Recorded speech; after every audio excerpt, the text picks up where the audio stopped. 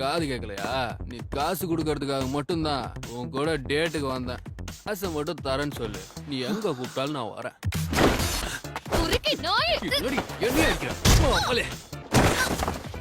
அவன் ஃபர்ஸ்ட் பாய் ஃப்ரெண்ட் ஆச்சு. நான் ரொம்ப அசிங்கப்பட்டேன் தெரியுமா?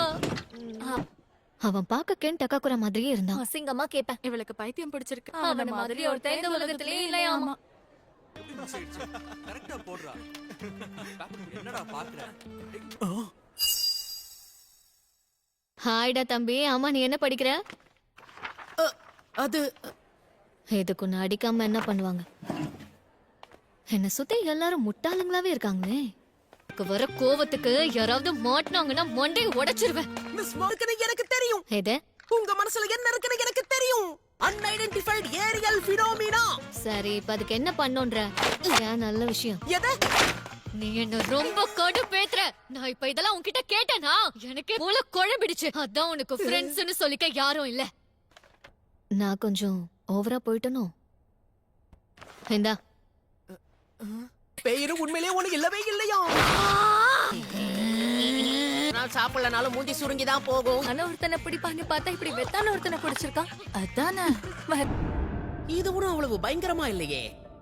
பேய் கூட குடும்பம் நடத்தின மாதிரி அவ்வளவு பேசுறேன். என் முத்தின கத்திரிக்காய நீ வச்சுக்கோ தம்பி.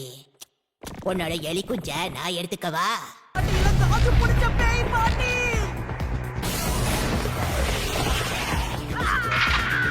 நீங்கெல்லாம் சரி, நான் வந்த வழியை திரும்ப போயிடுறேன். எல்லாரும் செர்போனியன்ஸ்.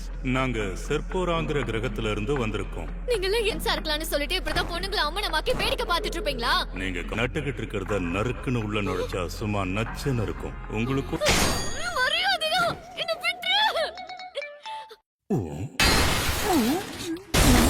பனானாவை என்கிட்ட கொடுத்துருங்க. உன்னோட பனானாவை திருடி இருக்க. நீ ஒரு பனானா திருடன். எடுத்துக்கு வராதீங்க. என்னது? அது ஒரு யூஃபோ தானே?